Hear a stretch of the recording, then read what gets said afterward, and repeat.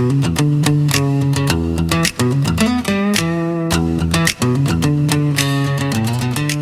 and welcome to our weekly town hall. My name is Brian Herrick, Director of Operations here at Midwest Centers.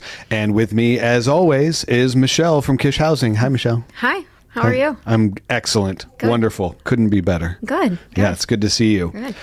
If you've never seen one of our town halls, first we'd like to welcome you to Midwest. Whatever the reason that brought you here, we're glad that you made the choice to begin your recovery journey with us. So, what is Town Hall? Town Hall is our weekly check-in where we give you need-to-know information such as reminders of the rules, potential program changes and updates both to Midwest Centers and to Kish Housing. And hopefully we can help get everybody's week started off on the right foot. So, to get us started off on the right foot, first I'd like to hand it over to you, Michelle, for Kish-related announcements. Awesome. Thank you, Brian. Hello, everyone. I have quite a few reminders today, so I want you guys to all really be paying careful attention to the things that I have to say this morning or this afternoon, depending on when you might be watching this.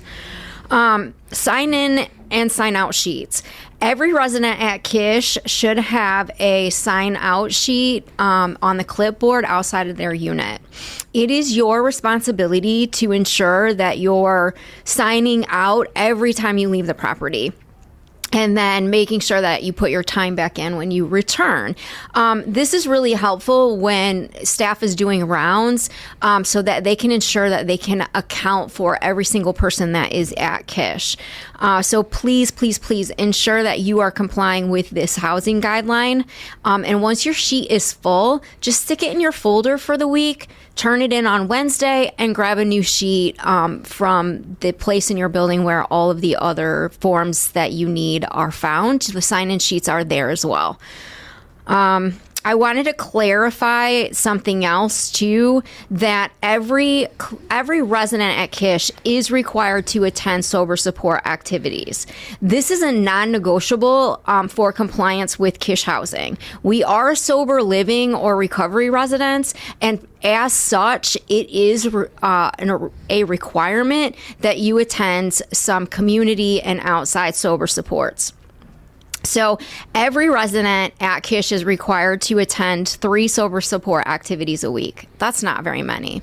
You got 7 days a week. We're asking you for 3 days that you attend some kind of sober support activity. That requirement only decreases to 2 activities a week if you are working. There's a little bit of a misconception that if you pay rent, you only have to go to 2 meetings. And that isn't true. Not the case. Not the case at all. It's if you're working, that's when it decreases. And if you're working, you also have to turn in a weekly work schedule to the office. That's how we verify your employment, right? So that's how we would know that your requirement would be reduced. So if you want to experience that reduction, you have to be employed and you have to turn in your work schedule every week. Everybody else, regardless of whether you're paying rent or not, if you're not working, you have to attend 3 sober support meetings or activities every week and turn them in on Wednesdays. We've conducted some room searches recently and have uncovered an unreasonable amount of contraband lately.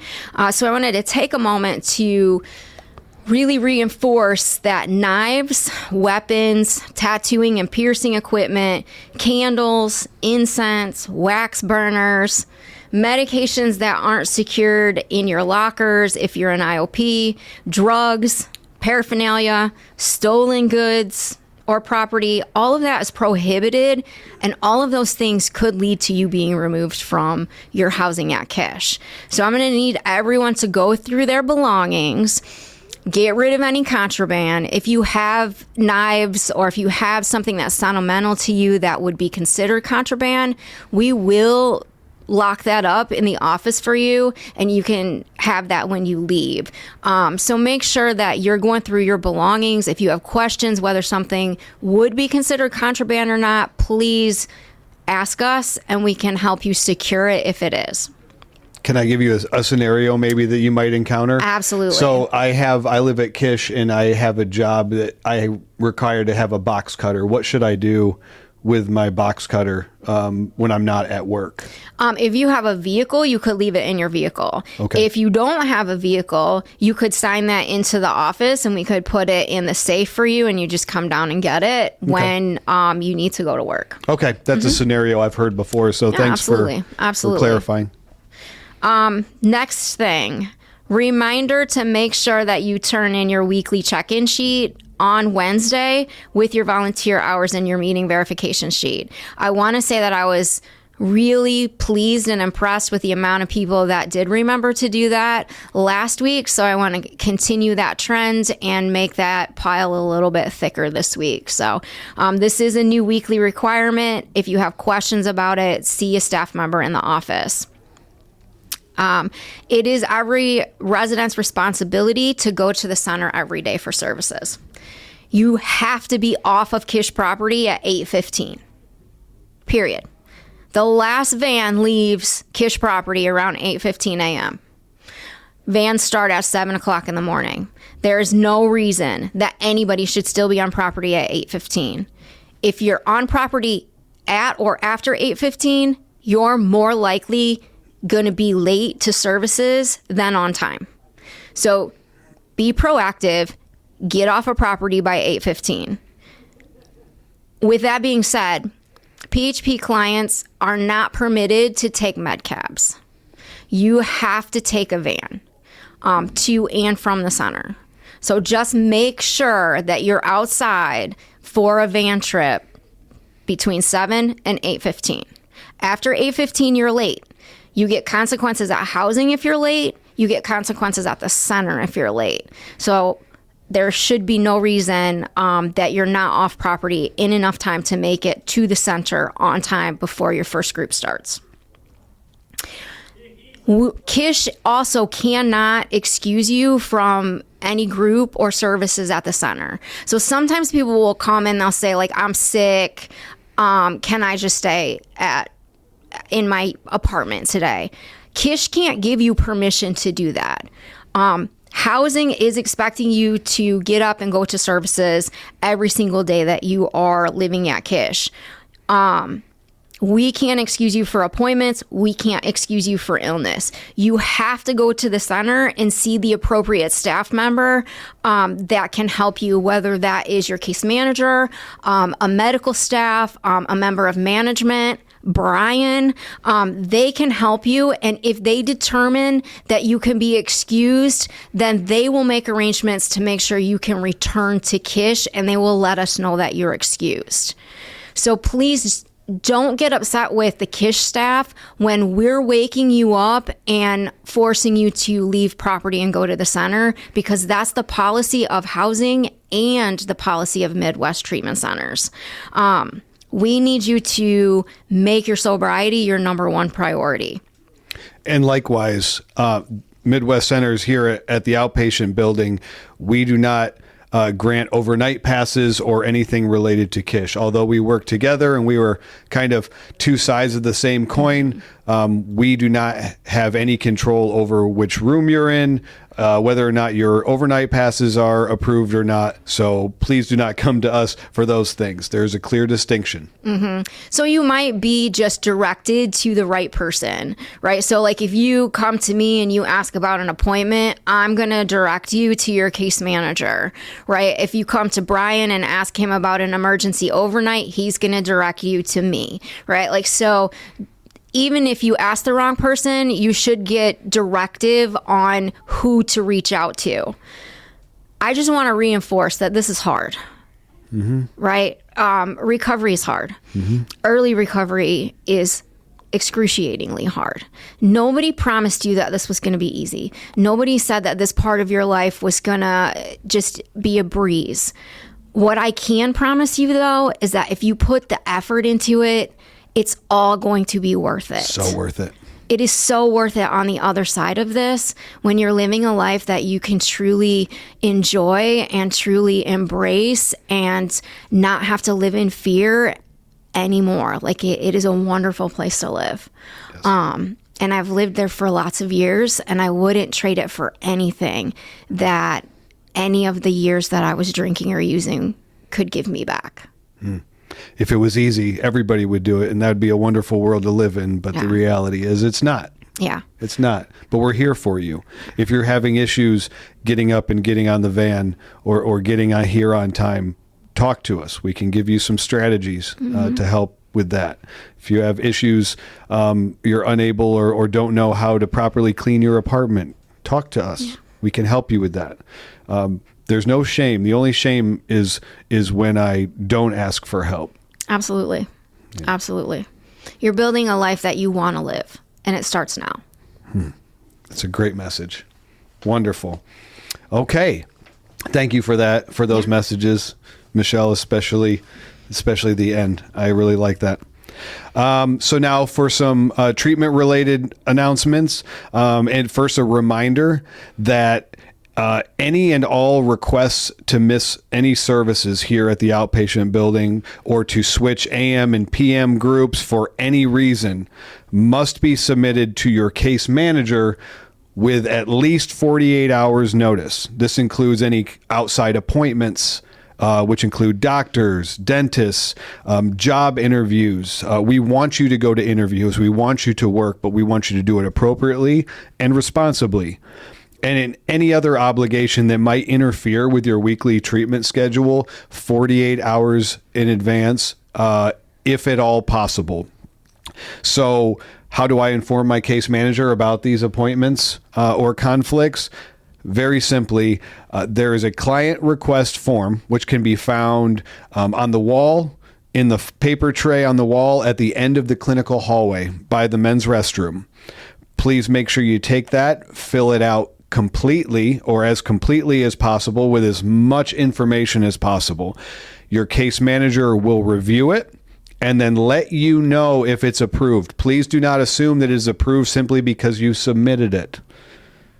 You will be informed on whether or not it is approved well in advance of your appointment or interview or what have you. Secondly, this is an announcement that we've received a lot of feedback. We had some surveys that we sent out and have been analyzing our program as a whole. And an overwhelming majority due to just the chaos of the day-to-day. Many of you are not seeing your case managers or your therapists as often as you would like and as often as I would like you to. And various other reasons. So this is an announcement that caseloads for case management and therapy are going to be changing a little bit. This is for your benefit, most of all. So just know that your current care team may or may not change. That's your case manager and your therapist. Please do not freak out. Okay, if you have established a good relationship with your therapist and you're worried that you may lose that individual, please do not freak out until we know the facts. New caseloads will be announced this week, and so you will learn if you're switching case managers or therapists. Please do not come to staff making requests on who you would like to have. Please. We will look at everything as it comes and analyze what's best for you, and make those changes if possible. But this is just a preliminary announcement to kind of prep you guys that it may change here in the near future. Mm-hmm. Okay? Those are all my announcements. I do have several shout outs this week. All right. Yeah. There has been so much goodness going on here, guys. And I am overjoyed at the amount of progress and positivity that's been pumping through these walls. Mm-hmm. Last week, I had the pleasure on Wednesday and Thursday to help co-facilitate some groups. In particular, Wednesday morning AM IOP 5 and then Thursday afternoon IOP 5 were just outstanding. And I want to thank you, the members of those groups, for welcoming me into those groups those days. And I wanted to just give a shout out. The participation, the open-mindedness, the collaboration. It was truly a beautiful thing to see. So amazing humans in recovery. Thank you.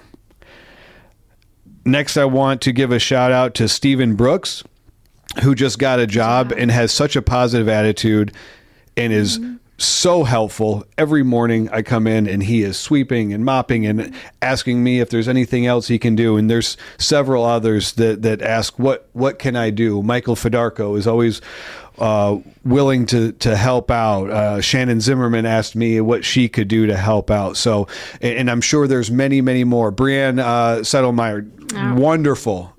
Thank you. Anybody that I failed to mention, thank you so much for your hard work. Jason Saab, he just got a vehicle. I know. Yeah. He just turned in his insurance. Yeah. Amazing progress. Oh my gosh, I'm so excited about this. Also, James Helton, he got a vehicle, I'm told. Okay. So he's working really, really hard. Jody Rome, been working extremely hard this entire time to get your driver's license back, and you received it. Yeah. Do you know he said he hasn't had it in 30 years? 30 years. 30 years.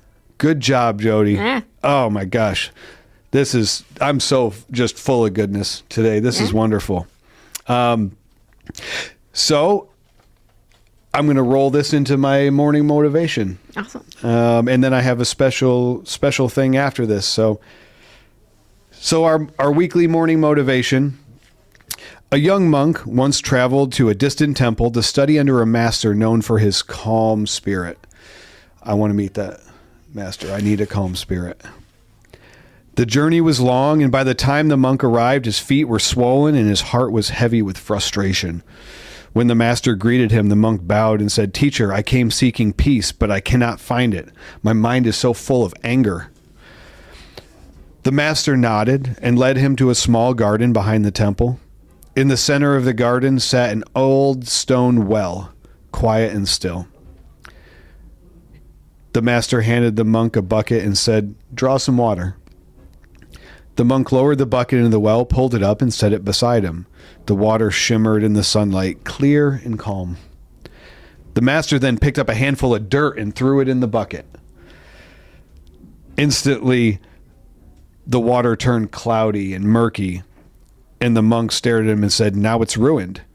And the master replied, "Just wait." A few moments passed, and the dirt sank slowly to the bottom. And as it did and the sediment lowered, the water began to clear again. The monk frowned.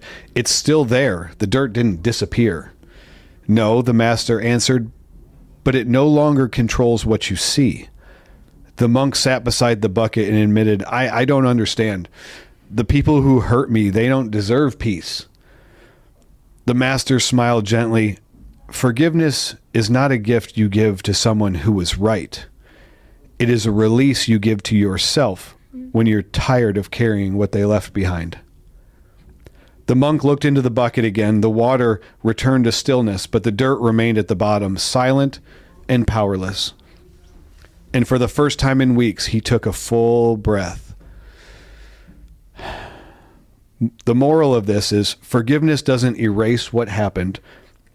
It just frees your heart from living in it. I love that. And finally this week, everybody, I don't know if you know this or if anybody else knows this, but our beloved driver, Kevin, did you know that he's a singer-songwriter? I did not know that. He is, and he's fantastic, and he's wonderful. He has actually written and recorded a song about recovery that's very, very good. And he was gracious enough to honor us, allowing us to share it with everybody. So I'd like to end Town Hall this week with an original song by Kevin Moore titled "You Call the Shots." And as always, have a happy, safe, and sober week. Thanks. Bye. Dark clouds are moving in, thunder about to begin. Winds of change are blowing through, lightning flashing white and blue. It's just the words of a seer Don't have to be a believer. We can get past the rain, overcome all the pain. Courage will get you through a new fate to pursue. It's only writing on the wall. Doesn't mean the end of it all. Keep moving forward, no time to stop. Don't hold back, give it all you got. Remember, you call the shots.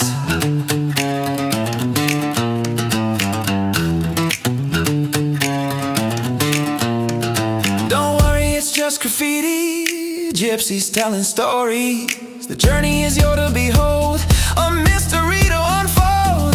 Crystal balls can always be wrong.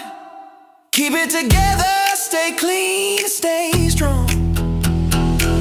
It's only writing on the wall. Doesn't mean the end of it all. Keep moving forward, no time to stop. Don't hold back, give it all you got. Remember, you call the shots. You call the shots. Don't worry, it's just graffiti. Gypsies telling stories. The journey is yours to behold, a mystery to unfold. Crystal balls can always be wrong. Keep it together, stay clean, stay strong. It's only writing on